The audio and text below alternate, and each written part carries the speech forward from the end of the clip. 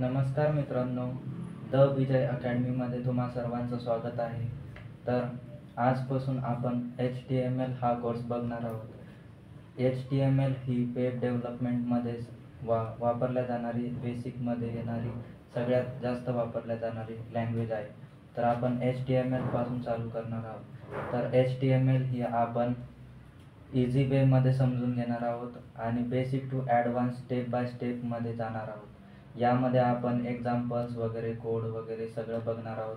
HTML झाल्यावरती आपण CSS, JavaScript आणि वेब डेव्हलपमेंटबद्दल बघणार आहोत. तर चला चालू करूयात आपण HTML. तर खाली आपल्या टेलिग्रामचा ग्रुप दिलेला आहे, जॉईन करता आला तर जॉईन करा. डिस्क्रिप्शनमध्ये पण लिंक दिलेली असेल. तर आपण या व्हिडिओमध्ये टॉपिक कवर करणार आहोत. इंट्रोडक्शन टू HTML, त्यानंतर HTMLचे रोल्स काय काय आहेत, त्यानंतर HTMLचे व्हर्जन काय काय आहेत आणि त्यानंतर HTMLमध्ये टॅग्स काय असतं आणि HTMLमध्ये एलिमेंट्स काय काय असतात. तर सगळ्यात पहिले आपण बघणार आहोत इंट्रोडक्शन टू HTML. नेमकं HTML असतं काय? तर HTMLचा फुल फॉर्म आहे HTML stand for hyper text markup language. ही एक हायपर टेक्स्ट मार्कअप लँग्वेज आहे. त्यानंतर HTMLचं पर्पज काय असतं? It is a standard language use to create web pages and web applications. आपण वेब पेजेस आणि वेब ॲप्लिकेशन हे तयार करण्यासाठी आपण HTMLचा यूज करतो. तर HTML use to structure content using elements like heading, paragraphs, links, images. Heading, paragraph, link, images याचा यूज करून आपण HTMLने एका कंटेंटला स्ट्रक्चर देतो. तर HTML म्हणजेच एक अशी लँग्वेज आहे, बेसिक लँग्वेज आहे, जी आपण आपल्या वेब पेजेस किंवा आपले जे वेबसाईट असतात त्याचं स्ट्रक्चर डिफाईन करण्यासाठी आपण HTMLचा यूज करतो. त्यानंतर आपण बघणार आहोत role of HTML in web development. तर HTMLचा रोल काय आहे वेब डेव्हलपमेंटमध्ये? तर HTML is a skeleton of a website. एक वेबसाईटचं स्केलेटन म्हणजेच HTML आहे. तर बेसिक लँग्वेज आहे ही वेब डेव्हलपमेंटमध्ये आणि it defines the structure and layout of content of the web. जे पण आपलं वेब पेज किंवा वेबसाईट असते त्याचं स्ट्रक्चर आणि लेआउट हे डिफाईन करण्यासाठी आपण HTMLचा यूज करतो. HTML use with CSS and JavaScript. HTML हे आपण CSS आणि जावास्क्रिप्ट सोबत यूज करतो. CSS आपण यूज करतो वेबसाईटला डिझाईन करण्यासाठी आणि जावास्क्रिप्ट आपण यूज करतो वेबसाईटला फंक्शनॅलिटी प्रोव्हाइड करण्यासाठी. म्हणजेच की आपण हे एक्झाम्पल बघू शकतो आपण इथे की एक आपलं ह्युमनचं स्ट्रक्चर दिलेलं आहे. त्यात HTML म्हणजेच आपल्या ह्युमनचं एक स्केलेटन असतो आणि त्यानंतर त्यामध्ये जर आपण CSS ॲड केलं तर त्यामध्ये स्केलेटनवरती आपले कपडे वगैरे येणार, ड्रेस वगैरे.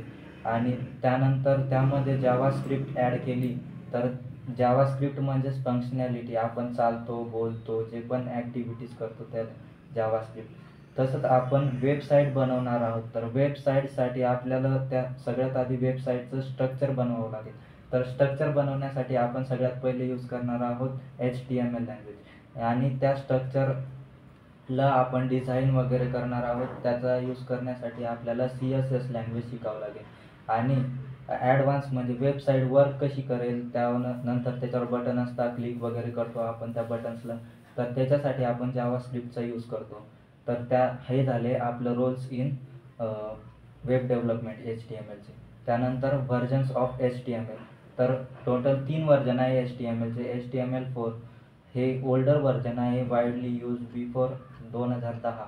2010च्या आधी हे वाईडली यूज केलं जायचं. त्यानंतर XHTML हे काय आहे, एक stricter version of HTML, follow XML rules. XML ही एक लँग्वेज आहे. XML रूल्सचा यूज करून आपण ते व्हर्जन बनवलं होतं. त्यानंतर HTML5 हे एक लेटेस्ट व्हर्जन आहे HTML लँग्वेजचं. ते की सपोर्ट करतं मल्टीमीडिया, जसं की व्हिडिओ, ऑडिओ वगैरे याचा यूज होतो यामध्ये. त्यानंतर सेमॅन्टिक एलिमेंट्स, ऑफलाईन स्टोरेज आणि एक्सेट्रा असं यूज होतो. त्यानंतर HTML5चं एक एक्झाम्पल काय म्हणू शकतो आपण, जेव्हा पण आपण कोड लिहिणार आहोत त्यामध्ये सगळ्यात आधी आपण HTML5मध्येच करणार आहोत सगळं.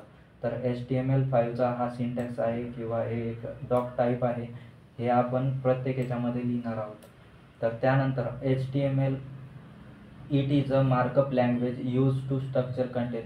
आपल्याला एक कंटेंट, समजा आपल्याला एक कंटेंट दिलेला आहे, तो कसा पण फॉर्मॅटमध्ये आहे. त्या कंटेंटला आपल्याला जर एका सिस्टमॅटिक फॉर्मॅटमध्ये लिहायचं असेल किंवा आपल्याला एक लाईन्स दिलेले आहे किंवा पॉईंट्स दिलेले आहे, आपल्याला ते जर एका स्ट्रक्चर फॉर्मॅटमध्ये लिहायचं असेल, जसं की आपल्याला सेंटेन्स दिलेलं आहे ते आपल्याला 1, 2, 3च्या फॉर्मॅटमध्ये लिहायचे असेल, तर याचाच अर्थ आहे की आपण त्याला स्ट्रक्चर फॉर्मॅटमध्ये लिहिते, की त्याला 1, 2, 3 असं पॉईंट वाईज अरेंज करत त्यालाच आपण स्ट्रक्चर बोलतो. HTML ही एक प्रोग्रामिंग लँग्वेज नाही आहे, तर ही एक मार्कअप लँग्वेज आहे आणि it does not content logic. म्हणजे आपण दुसऱ्या लँग्वेज बघितलेल्या असेल, पायथॉन वगैरे या ज्या लँग्वेज आहे, यामध्ये आपण लूप्स वगैरे यूज करतो, फॉर व्हाईल स्टेटमेंट यूज करतो, लॉजिक वापरतो.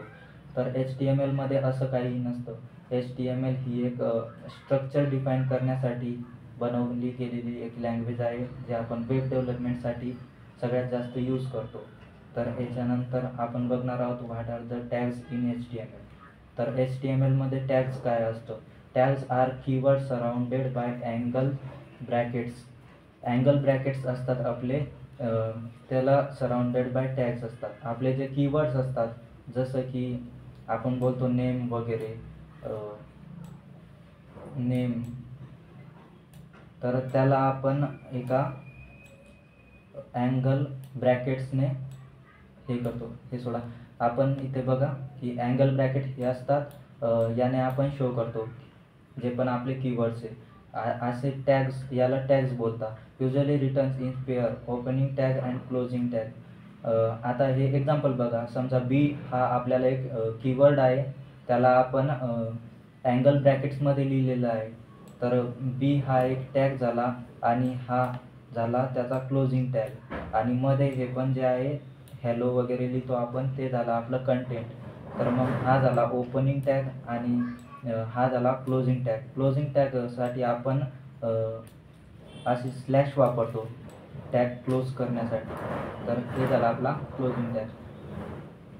त्यानंतर what are elements in HTML. तर HTMLमध्ये एलिमेंट्स काय असतं? तर एलिमेंट असतं आपलं, an element is the complete structure include opening tag, content and closing tag. आपलं जे पण, आता हे एक्झाम्पल पहा, इथे पी टॅग दिलेला आहे आपल्याला. पी टॅग हे झालं त्याचं ओपनिंग, हे झालं त्याचं कंटेंट आणि हा झाला त्याचा क्लोजिंग टॅग. क्लोजिंग टॅग आपण स्लॅशने क्लोज करतो. तर एलिमेंट का राहतो? एलिमेंटमध्ये आपण एक टॅग डिफाईन करतो आणि त्यामध्ये आपलं जे पण आपल्याला डिस्प्ले करायचं आहे ते कंटेंट लिहितो. तर हे झालं आपलं कंटेंट. तर एक ओपनिंग टॅग, त्यामध्ये आपलं कंटेंट आणि त्यानंतर क्लोजिंग टॅग, हे सगळं मिळून आपल्याला एक एलिमेंट मिळतो, त्यालाच आपण एलिमेंट बोलतो HTMLमध्ये. Here P is a tag and the entire thing is an element. तर P हा एक टॅग आहे, त्याच्यामध्ये आपण कंटेंट लिहितो, जे पण आपल्याला वेब ब्राउझरवर डिस्प्ले करायचं आहे, वेब पेजवर डिस्प्ले करायचं आहे, ते आपण ओपनिंग आणि क्लोजिंग टॅगच्या मध्ये लिहितो. तर या सर्व मिळूनच एक एलिमेंट बनतो.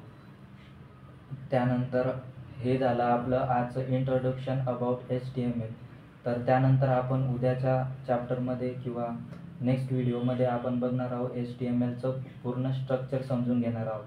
तर व्हिडिओ बघितल्याबद्दल धन्यवाद, आणि काही डाऊट्स असेल किंवा काही बोलायचं असेल तर कमेंट्समध्ये तुम्ही बोलू शकता. तर व्हिडिओ आवडला असेल तर नक्की लाईक करा, सबस्क्राईब करा आणि तुमच्या मित्रांसोबत शेअर करा. तर थँक्यू.